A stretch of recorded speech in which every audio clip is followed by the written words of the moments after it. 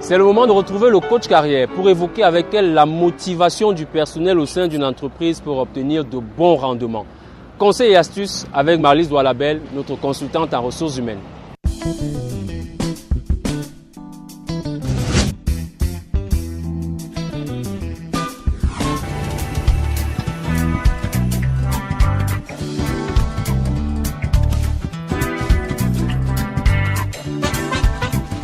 La motivation est en quelque sorte l'énergie qui va entretenir l'équipe tout le long de la production des résultats. S'il n'y a pas de motivation, il n'y a pas cette énergie. Et souvent, comment est-ce que le leader fait pour identifier que son équipe n'est pas motivée? C'est quand d'abord il est un leader attentif, parce que s'il est attentif, il va noter que les membres de l'équipe se plaignent tout le temps. Ils sont absents, ou alors ils sont présents mais ne participent plus, ils sont pessimistes, ils perdent de leur ténacité, ils ne croient plus à la mission de l'unité, ils ne se sentent pas concernés.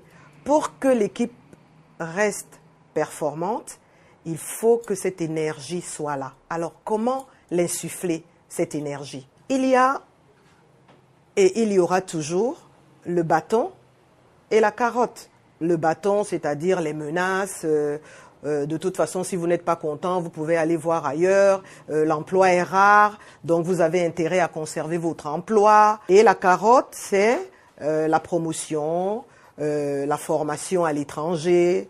En réalité, premièrement, est-ce que c'est ce qui motive vraiment? Et si c'est ce qui motive vraiment, est-ce que le chef d'entreprise ou alors le leader de proximité a la capacité de donner cette carotte? C'est pas possible, parce que si vous vous mettez aux augmentations de salaire, la masse salariale n'aura plus rien à voir avec les normes. Si vous vous mettez à faire des formations qui ne sont pas véritablement nécessaires, juste pour faire plaisir, vous investissez dans le vide. Donc il faut aller chercher dans les membres de l'équipe ce qui leur permet d'avoir l'énergie nécessaire pour continuer à produire la valeur, à créer de la valeur au sein de l'entreprise et à donner les résultats escomptés au sein de l'unité. La première des choses qu'il faut faire quand vous êtes leader, c'est de vous assurer que le travail est clairement défini et de manière motivante. C'est-à-dire que quand chacun lit son job description, il a véritablement envie de performer et de se montrer à la hauteur. Le deuxième pied, c'est le soutien, tout l'environnement relationnel.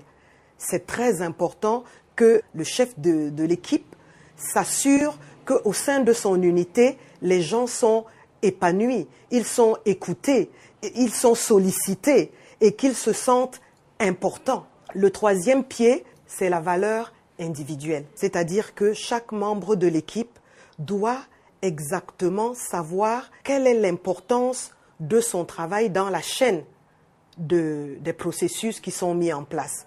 Quel est son apport personnel en tant qu'individu? Quelle est sa spécificité? En quoi est-ce qu'il est unique? Ça, c'est très important. Il doit également savoir qu'il va être évalué, c'est-à-dire qu'il va devoir donner du feedback et que ce feedback va servir à l'amélioration des process et au résultat de l'entreprise. Alors vous allez me dire, oui mais quand même le salaire aussi est important. Évidemment, il faut bien que la reconnaissance du travail bien fait soit là. Donc, à côté de l'énergie qui doit être entretenue, il y a évidemment une bonne politique de carrière, une bonne politique des RH qui permettent aux uns et aux autres, en fonction de leur contribution au sein de l'entreprise, d'évoluer et de s'épanouir. 1.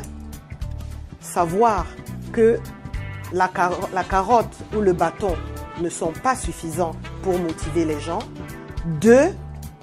Essayer autant que faire se peut de faire en sorte que les 3 piliers dont je vous ai parlé soient mis en place, c'est-à-dire un travail bien défini avec des contours précis, un feedback régulier qui montre à la ressource qu'elle est sollicitée et qu'elle est écoutée, un environnement interrelationnel, j'allais dire serein, qui permette à chacun de se déployer et donner le meilleur de lui-même, et les procédures, les outils requis pour pouvoir produire de la valeur.